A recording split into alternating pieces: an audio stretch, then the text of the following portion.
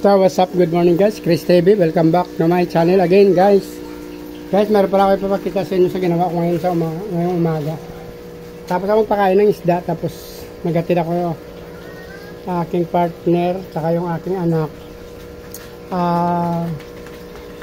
Actually katatapos ko lang kumain guys, kasi may ginawa tayo. Ito guys yung project na ginawa ko. Yan. May pintura tayo ng ating gate. Kuha muna tayo sa pin plastic, basa pa. Ayan guys. Kasi kinakalawang na siya, kinakain na siya ng kalawang.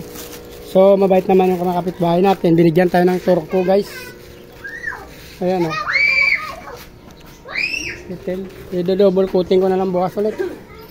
Since hindi naman talaga tayo marunong at pintor. Pero mga gate na ganyan, kinakaya na lang natin kasi kaysa magbayad tayo sa iba. Sayang yung pera. Kaya lang naman, kahit di naman tayo professional na pintor, kaya naman to. Ito kasi pa yung binigay pala ng kaibigan ko gayon. Meron siya natira nito, binigay niya sa akin, kaya na-plus ko dyan yung 165 rust converter. Ito yung guys yung pantanggal ng mga kalawang, na-plus mo lang siya. So turko nga, ika nga yung tawagin sa atin. Yan. Kasi ano na siya, kalawang na. So nagturko tayo dyan. So, afterwards na natuyo siya, bumili ako ng pintura na itim, saka isang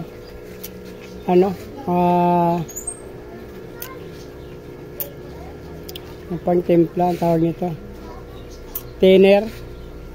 So ito yung finish natin. Ito talaga sa baba dyan, pangit pa kasi tuyo kanina, dinagdagan ko ng pintura. Pero siya tuloy pumangit. Ulitin ko na lang bukas. Kasi meron pa naman ako natitira ng pintura dyan sa thinner. I-double coating ko itong yero. Kasi since kasi ang aking gate may bakal tsaka may yero. Yung yero kasi madulas yan guys. Kaya yan ang labas niya. Hindi masyado na pinturahan yung iba. Ulitin ko yan bukas. Nagmadali lang tayo kanina, hindi tayo nag-video kasi alam nyo naman, bigla na lang ulan dito. Ayun, dumidilim na naman. Parang gusto na namang umulan siguro guys. Hindi ko alam kung ulan. Pero ito na yung finished product natin. Bukas ulitin na lang natin yung hanggang sa taas yan dyan guys.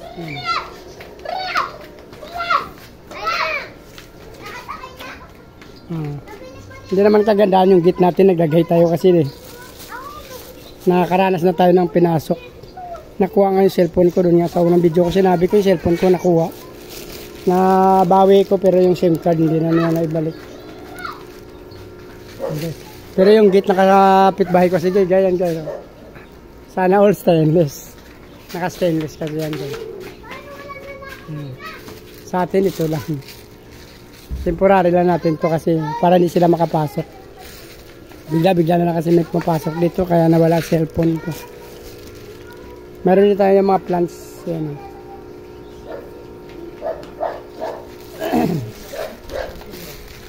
Pero may lupa na ako bukas. Na ako nito. Maglalagay na tayo sa cup bukas. Meron na akong lupa guys. Yan. Nagpakuha kami kanina. Ayan. So ito, okay na to. Diyan na lang yan. Bubuhay na yan. Ito. Ito na lang ililipat natin buhay. Marami pa kasi yan. Sayang kasi yan kasi may mga ugat yan. Yan. Nilipat natin sa maliliit na mga cup bukas para pwede mailagay sa ating mga breeder tub. Ayan o. Ito talaga binili ko sa palengke na buto ng, ng gabi. Ito talaga ginugulay ko guys. Yan. Meron pa dito. Meron din ako nilagay doon, pero hindi pa siya lumalabas. Tapos tinilagyan ko ng alugbati. Yung alugbati na unang tumubo Yung gabi ko dyan na buto, hindi pa na umusbong. Pero mayroon yan dyan guys. Uminit pala guys. Ayun. Mayroon pa yan dyan. So, yan talaga gulay yan. Ito kasi wild to. So, hindi ko alam kung kinakain itong laman niya. Pero nakikita ko doon may nag-harvest. Binibenta siguro sa palengke. Yung niya katawan. Ito na tawag nilang laing, binibilad. Uminit pala guys, nahiya siya nung sinabi ko. Gumanda pala guys, yan matutuyo na yung aking pintura. Sarap na.